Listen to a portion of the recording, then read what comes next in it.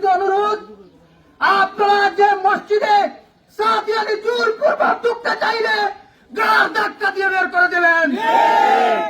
এ পর্যায়ে আপনাদের উদ্দেশ্যে মূল্যবান সংক্ষিপ্ত বক্তব্য রাখবেন ইত্তেহাদুল উলামার সদস্য হযরত মাওলানা নাসির আল হাদি।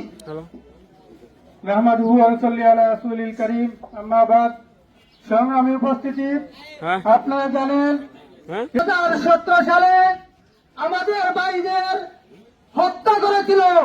আমরা ভেবেছিলাম তারা ভালো হয়ে ফিরে আসবে, কিন্তু না, তারা ভালো হয়নি। 2024 এসে আবারও প্রমাণ করে দিয়েছে তারা সাদিয়ানি সন্ত্রাসী।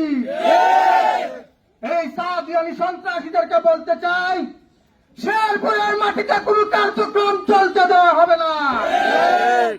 আপনাদের কাছে বিনীত অনুরোধ, আপনারা যে মসজিদে সাদিয়ানি জোরপূর্বক ঢুকতে চাইলে গাড় ধাক্কা দিয়ে বের করে দেবেন।